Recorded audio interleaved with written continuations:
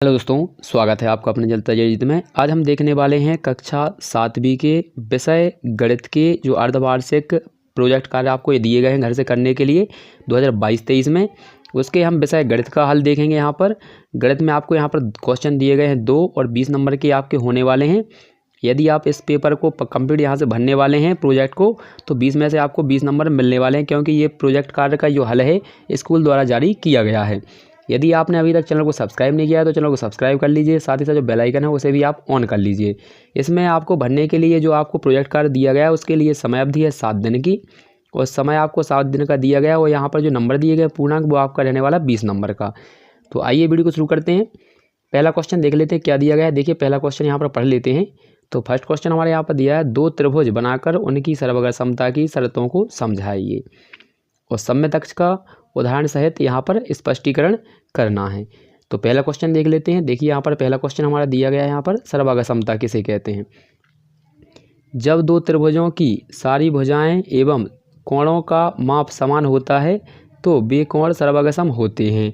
जब ऐसा होता है तो एक त्रिभुज को दूसरे त्रिभुज पर अध्यारोपित करने पर पहला त्रिभुज दूसरे त्रिभुज को पूर्णतः ढक लेता है। अध्यारोपित का मतलब समझ लीजिए, यानी एक के ऊपर एक रखते हैं। जिस प्रकार से जैसे कि मान लीजिए आपका 5 का सिक्का होता है और एक उसी प्रकार का दूसरा 5 का सिक्का लीजिए, तो और दोनों को एक के ऊपर एक रखिए, तो इसको बोलते हैं अध्यारोपित करना। तो एक सिक्के के ऊपर अगर दूसरा सिक्का रखेंगे तो वो एक सिक्का जो ऊपर वाला है वो नीचे वाले को पूरी तरह से ढक लेगा। इसे बोलते हैं समरूपता। ठीक है, समरूपता और सर्वगा समता। सर्वगा समता में भी वही होता है, समरूप में केवल आकृतियाँ समान होती हैं। तो देखिए यहाँ पर ये चित्र बनाए गए हैं, 2 चित्र दिए गए हैं यहाँ पर। तो इसमें ये वाले दिए गए हैं, देखिए ABC और PQR ये त्रिभुज दिए गए हैं। तो इसकी शर्तें देख लेते हैं, क्या क्या शर्तें होती हैं यहाँ पर। तो ये हमारी सर्वगा समता की शर्तें दी गई हैं।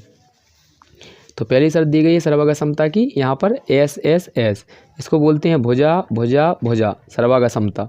यदि दोनों त्रिभुजों की तीनों भुजाएं आपस में बराबर हों तो उसे हम सर्वगा समता भुजा भुजा सर्वगा समता कहते हैं।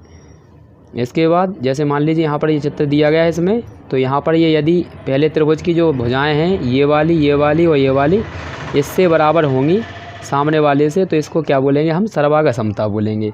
किस प्रकार से पहचानेंगे, देखिए यहाँ पर पहचानना बता देते हैं।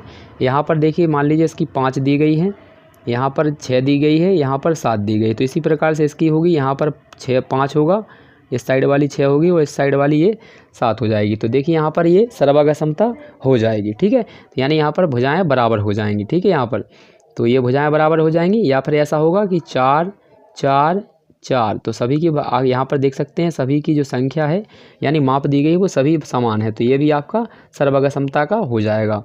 इसके बाद दूसरी कंडीशन हो सकती है कि आपके यहाँ पर जो बनने वाले कोण हैं एंगल, ये भी आपके बराबर हो सकते हैं।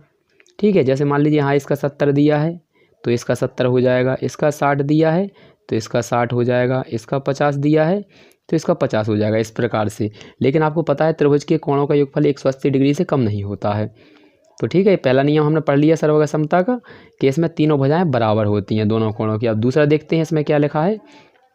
तो देखिए सेकंड ये है, फर्स्ट देख लीजिए, पहले ये लिख लीजिए अच्छे से, इसके बाद ये सेकंड दिया है, इसको भी पढ़ लेते हैं। तो क्या दिया गया है, SAS यानी भुजा कोण भुजा। ठीक है, इसको इंग्लिश में बोलते हैं साइड एंगल साइड। तो आपको नहीं लिखना है, आपको यही लिखना है जो लिखा हुआ है सर्वगा समता। तो यहाँ से लिखेंगे यदि 2 त्रिभुजों की 2 भुजाएं और उनके बीच का कोण बराबर हो तो उसे हम क्या कहते हैं, भुजा कोण भुजा सर्वगा समता कहते हैं। जैसे मान लीजिए यहाँ पर मैं नीचे आपको बना के दिखा देता हूँ। जैसे कि मान लीजिए ये 2 त्रिभुज दिए गए हैं, यहाँ पर एक ये बना दिया और यहाँ पर दूसरा ये बना दिया। तो इसकी मान लीजिए ये वाली भुजा और ये वाली इसकी, ये दोनों भुजाएं कैसी हैं, बराबर हैं दोनों की, और यहाँ पर जो कोण बनता है वो यहाँ का बराबर है, तो इसको बोलेंगे भुजा कोण भुजा। इसके बाद तीसरा देख लेते हैं। तो तीसरा हमारा ये दिया गया है, इसको बोलेंगे ASA यानी कोण भुजा कोण यानी एंगल साइड एंगल। तो इसमें क्या होगा, यदि 2 त्रिभुजों के 2 कोण एवं उनके बीच की जो भुजा होगी वो बराबर होगी तो उसे हम कोण भुजा कोण समरूप यहाँ पर सर्वगा समता कहते हैं। तो ये हमारी शर्तें हो जाएंगी। अब इसके बारे में थोड़ी और पढ़ लेते हैं आगे। तो ये हमारी शर्तें कंप्लीट होती हैं। यहाँ पर थोड़ी और जानकारी दी गई इसके बारे में। तो देखिए जो ऊपर दिए गए चित्र हैं उसको देखें। ऊपर दी गई आकृतियों में जैसा कि हम देख सकते हैं, यहाँ हमें दो त्रिभुज यहाँ पर दिखाई दे रहे हैं। ये दोनों त्रिभुज बिल्कुल समान हैं। अगर हम इन्हें एक के ऊपर एक रखेंगे तो फिर एक त्रिभुज दूसरे त्रिभुज को पूरी तरह ढक लेगा। जो त्रिभुज सर्वागसम होते हैं वे चाहे दोनों चाहे एक समान स्थिति में हो या फिर अलग अलग स्थितियों में हो, सर्वागसम कहलाते हैं। जैसे कि मान लीजिए ये त्रिभुज इस प्रकार से बना है और एक त्रिभुज इस प्रकार से बना दिया या नीचे को, तो इसको भी हम सर्वागसमता के अंतर्गत ही रखते हैं। तो ये हो जाएगा आपका। तो यहाँ तक देख लीजिए, दोबारा से दिखा देते हैं। पहला क्वेश्चन हमारा यहाँ से था, तो यहाँ से लिखना स्टार्ट करेंगे आप। ये तो लिखेंगे, इतना लिख लेंगे। इसके बाद आपको ये डायग्राम बनाने हैं। ये डायग्राम बनाने के बाद आपको यहाँ पर ये शर्तें दी गई हैं, ये शर्तें लिख लेनी हैं आपको। और ये शर्तें लिखने के बाद आप चाहें तो यहाँ से लिखना स्टार्ट करेंगे और यहाँ तक ख़त्म कर देंगे। ठीक है, ये वाली लाइन नीचे की लिखना चाहें तो लिख लीजिए, नहीं लिखना है तो छोड़ दीजिए इसको। ये एक्स्ट्रा मत लिखिएगा क्योंकि ये पूरी परिभाषा यहीं तक कंप्लीट हो जाएगी। तो ये नीचे का एक्स्ट्रा पार्ट छोड़ दीजिएगा। यदि लिख लिया है तो कोई दिक्कत नहीं है इसमें, क्योंकि ये एक्स्ट्रा में है इसका। इसके बाद दूसरा क्वेश्चन हमारा दिया गया था यहाँ पर, सममित अक्ष उदाहरण सहित समझाइए। तो देखिए क्या दिया गया है। एक आकृति में रैखिक या रेखा सममिति होती है यदि उसे एक रेखा के अनुदिश मोड़ने पर आकृति के बाएं और दाएं भाग एक दूसरे के पूर्णतया संपाती हो जाएं। यह रेखा उस आकृति की सममित रेखा कहलाती है। तो ये परिभाषा हो जाएगी सममित रेखा की। तो इसको अच्छे से देख लीजिए। जैसे आपको इसको सममित रेखा कैसे बता सकते हैं, जैसे कि मान लीजिए आप एक पेपर लीजिए, पेपर, तो यहाँ पर आपको पेपर लेना है, कोई भी पेपर लीजिए और यहाँ पर पेपर को इस साइड से फोल्ड कर दीजिए। ठीक है, तो यहाँ से एक लाइन बन जाएगी, या फिर इस साइड से फोल्ड करिए तो भी यहाँ पर लाइन बन जाएगी, या फिर इस साइड से फोल्ड कीजिए तो भी लाइन बन जाएगी आपकी, यहाँ से फोल्ड कीजिए तो भी लाइन बन जाएगी। तो ये जो लाइनें बनती हैं इन्हीं को सममित अक्ष कहा जाता है मोड़ने पर। ठीक है, तो यहाँ पर देखिए कुछ दिए गए हैं उदाहरण, यहाँ पर अच्छे से इसको लिख लेना है। जैसे कि हमारे यहाँ पर सममित रेखाओं की संख्या पूछते हैं कितनी होती हैं। ठीक है, अलग अलग आकृतियाँ होती हैं तो उनमें सममित रेखाएं होती हैं। ठीक है, तो देखिए यहाँ पर सममित रेखाएं क्या होती हैं कि अगर हम जैसे मान लीजिए इसको यहाँ पर देखते हैं, ये त्रिभुज दिया है, पहले पढ़ लेते फिर समझाएंगे। तो यहाँ पर लिखा है समबाहु त्रिभुज। तो इस प्रकार से ये डायग्राम बना लीजिएगा आप। ये त्रिभुज बनाएंगे, फिर एक लाइन ऐसी खींचेंगे यहाँ से इस साइड से और एक यहाँ से। इसमें कितनी होते हैं सममित संख्याएँ कितनी होती हैं सममित की, तो यहाँ पर 3 होती हैं। वर्ग होता है, वर्ग में देखेंगे तो वर्ग में यहाँ पर देख लीजिए तो कितनी होती है, इसमें 2 होती है, सममित रेखाओं की संख्या 2। ये विकर्ण है आपके। ठीक है, इसके बाद आयत में कितनी होती है, देखिए एक ये वाली है, एक ये वाली, तो इसमें भी कितनी होती हैं 2 सममित रेखाएं हो जाए। इसके बाद समद्विबाहु, इसमें कितनी होती है आपकी 1 होती है, क्योंकि यहाँ से अपन काटेंगे तभी आपको एक पूरी तरह से ढकेगा।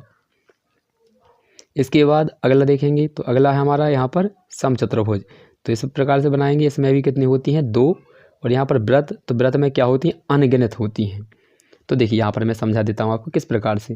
जैसे मान लीजिए कैसे करना है आपको, तो यहाँ पर करना है, जैसे मान लीजिए ये वाला है, एक आकृति है आपकी, यहाँ पर ये बॉक्स, तो हम यदि यहाँ से ऐसे काट देंगे तो ये पहला वाला जो पार्ट है जो यहाँ पर इस साइड वाला, और ये दूसरा वाला पार्ट है इस साइड वाला, तो इनको अगर हम यहाँ से मोड़ कर ऐसा रखेंगे, इस साइड एक के ऊपर एक रखेंगे तो दोनों एक दूसरे को आपस में ढक लेते हैं।